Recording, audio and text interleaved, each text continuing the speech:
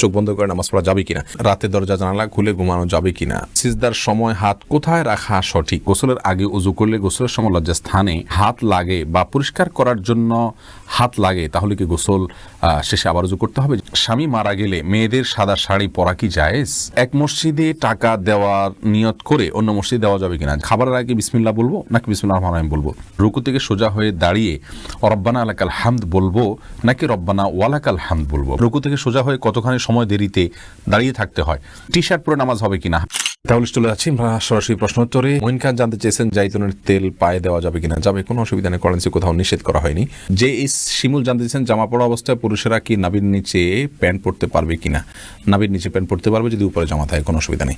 রিমাইন্ডুদ্দিন প্রশ্ন করেছেন রুকু থেকে সোজা হয়ে কতখানি সময় দেরিতে দাঁড়িয়ে থাকতে হয়, দয়া করে জানাবেন। দেখুন, রুকু থেকে সোজা হয়ে আমরা কমপক্ষে একবার তাসবিহ পড়া পরিমাণ সুবহানাল্লাহ বলার সম পরিমাণ আমাদেরকে দাঁড়াতে হবে।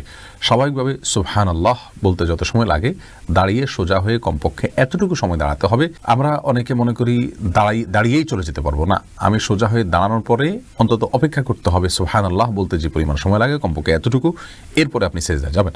মোহাম্মদ আপনি জানতে চেয়েছেন খাবারের আগে বিসমিল্লাহ বলবো নাকি বিসমিল্লাহির রহমানির রহিম বলবো? ভাই, এ নিয়ে দুই রকমের ব্যাখ্যাই আছে। নবী সাল্লাল্লাহু আলাইহি সাল্লাম সাম্মিল্লাহ এটুকু বলেছেন। এক ব্যক্তি খাবার খাচ্ছিলেন, তাকে বা খাবার খাওয়া প্রসঙ্গে নবী সাল্লাল্লাহু আলাইহি সাল্লাম বলেছেন সাম্মিল্লাহ, মানে আল্লাহর নাম নাও। এখানে সাম্মিল্লাহ আল্লাহর নাম নেওয়া হতে পারে, পুরো বিসমিল্লাহির পড়াটাও হতে পারে। এজন্য আপনি বিসমিল্লাহ বলে শুধু যদি খাবার গ্রহণ করেন তাতেই আপনার সুন্নাহ আদায় হয়ে যাবে। আর যদি বিসমিল্লাহির পুরোটাই পড়েন তাহলে আরো ভালো, কোনো অসুবিধা নেই ইনশাআল্লাহ বিইذنিল্লাহ। তবে শুধু বিসমিল্লাহ বললেই আপনার বিসমিল্লাহ পাঠ করে খাবারের যে বিষয়টি সেটি আদায় হয়ে যাবে ইনশাআল্লাহ। শহীদ আলম শারমিন জানতে চাইছেন আমরা কি নাপাক পানি থেকে তৈরি, এটা কি সত্য? আমরা যে পানি থেকে তৈরি হয়েছে সেই পানিকে আল্লাহ তাআলা খুবই তুচ্ছ পানি বলেছেন, সেটা নাপাক কিনা এটা নিয়ে ওলামাদের মধ্যে মত পার্থক্য রয়েছে। ইমাম আহমদ ইবনে হাম্বল রাহিমাহুল্লাহ এবং তার অনুসারীদের মতে এটা নাপাক না পাক। তারা বলেন যে নবীদেরকে সৃষ্টি করেছেন আল্লাহ, নাপাক কেন হতে পারে? তো আসলে কোনো উপাদান পরিবর্তিত হয়ে গেলে সেটা তো আর তার মূল বিধানটা থাকে না। যাই হোক, এটাকে আমাদের উলামা ইকরাম বা আবু হানিফা রাহিমাহুল্লাহ সহ অনেকে নাপাক বলেন। তো এটা নিয়ে মত পার্থক্য আছে, একাডেমিক মত পার্থক্য, ওই পানিটা পাক কি না পাক সেটা নিয়ে। সবুজ ভুঁইয়া আপনি জানতে চেয়েছেন আমি যদি নামাজ পড়ার সময় শুধু ফাতিহা পড়ে রুকুতে চলে গিয়ে মনে পড়ে তাহলে কি করব? ভাই সবুজ ভুঁইয়া, সূরা ফাতিহা পড়েছেন, অন্য সূরা মিলাননি, রুকুতে গেছেন, তারপরে মনে হয়েছে আপনি সিজদা সাহু করবেন, কারণ সূরা ফাতিহার পরে অন্য সূরা মিলানো ওয়াজিব ওলামায়ে আহনাফের মতে, আমাদের উলামা ইকরামের মতে। আর এই মতটা দলিলের দিক থেকে বেশি শক্তিশালী এবং সমৃদ্ধ। যদিও আরাবিয়ান স্কলারদের মধ্যে সৌদি আরবের ওলামা ইকরাম এবং হাম্বলি ফিক ফলো করেন ওলামা ইকরামের অনেকেই বলেন যে সূরা মিলানো অথবা সূরা ফাতিহা পরবর্তী যে কেরাতের অংশ সেটা ওয়াজিব নয়, সেটা আবশ্যক নয়। আমরা দলিলের আলোচনায় বিস্তারিত গেলাম না, শুধু এটুকু বললাম যে আপনার ওয়াজিব হওয়ার মতটাকে অগ্রাধিকার দিয়ে আপনি সিজদা সাহু করবেন, এটাই আপনার জন্য অধিক নিরাপদ।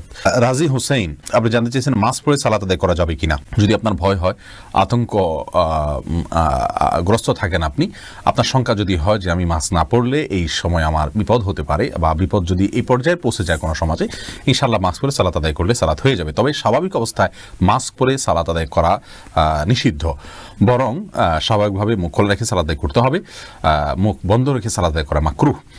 সালাত হয়ে যাবে ইনশাআল্লাহ। কিন্তু যদি আমাদের এই যে করোনা ভাইরাসের যে পরিস্থিতি চলছে, এরকম কোনো পরিস্থিতিতে শঙ্কার জায়গা থেকে আপনি মাস্ক পরেন, তাহলে ইনশাআল্লাহ বিইذনিল্লাহ আপনার এটাতে কোনো অসুবিধা হবে না।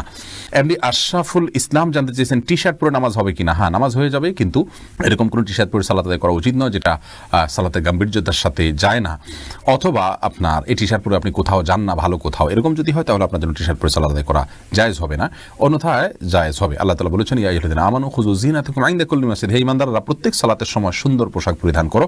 অতএব আপনি যে পোশাকটা আপনার কাছে সুন্দর, সম্ভ্রান্ত জায়গায় আপনি যান সাধারণত, বা সাধারণ পোশাক নয়, অপমানজনক পোশাক নয়, বা আপনার শোয়ার পোশাক নয়, বা এটা পরে আপনি কোথাও যেতে চান না, এরকম পোশাক যদি না হয় তাহলে সেক্ষেত্রে আপনার সালাত হয়ে যাবে, টি শার্টেও কোনো অসুবিধা নেই। এরপরে প্রশ্ন করেছেন মঞ্জুরা পারভিন, আপনি প্রশ্ন করেছেন রুকু থেকে সোজা হয়ে দাঁড়িয়ে রব্বানা লাকাল হামদ বলবো নাকি রব্বানা ওয়ালাকাল হামদ বলবো?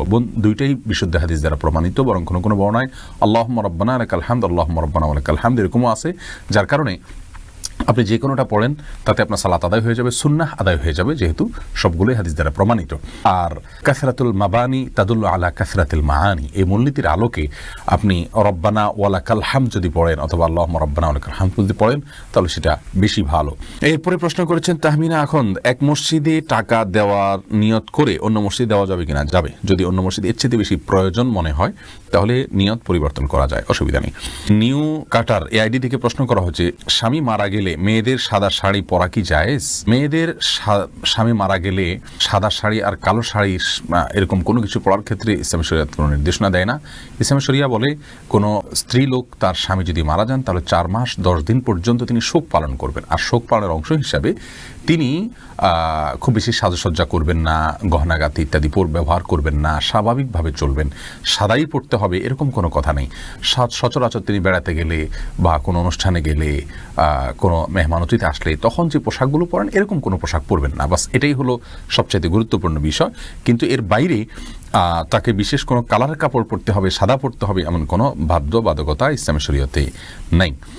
মোহাম্মদ ফাজলুল করিম জানতে চেয়েছেন, গোসলের আগে উযু করলে গোসলের সময় লজ্জা স্থানে হাত লাগে বা পরিষ্কার করার জন্য হাত লাগে, তাহলে কি গোসল শেষে আবার উযু করতে হবে? যে অনেক উলামায়ে কেরামের মতে মান মাসসা ফারাজাহু ফালিয়াতাওয়াজ্জা, যে ব্যক্তি তার লজ্জাস্থানে স্পর্শ করে কোনো কিছুর আড়াল ছাড়া সরাসরি হাত দিয়ে তার উযু আবার করতে হবে, তার উযু ভঙ্গ হয়ে যায়, এরকম বর্ণনাকে সামনে রেখে অনেক উলামায়ে কেরাম এটাকে উযু ভঙ্গের কারণ হিসেবে বলেছেন। তাদের সাথে অবশ্যই আপনাকে উযু করতে হবে পুনরায়।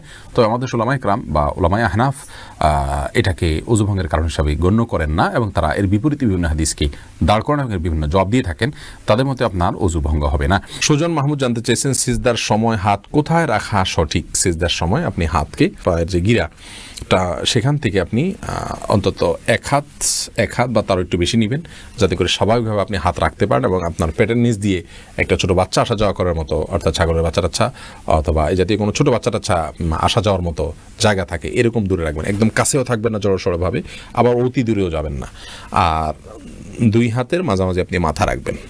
তুলি আপনি প্রশ্ন করেছেন, রাতে দরজা জানালা খুলে ঘুমানো যাবে কিনা? সরাসরি কোরআন হাদিসে নিষেধ আছে বলে আমার জানা নেই, তবে হ্যাঁ দরজা বন্ধ করে ঘুমানো নিষেধ, দরজা বন্ধ করতে বলা আছে। মহিউদ্দিন কাম মন্ডল জানতে চেয়েছেন, চোখ বন্ধ করে নামাজ পড়া যাবে কিনা? যাবে, কিন্তু মাকরুহ। মাঝে মধ্যে আপনার ইয়ের জন্য মনোযোগ সৃষ্টি করার জন্য করতে পারেন।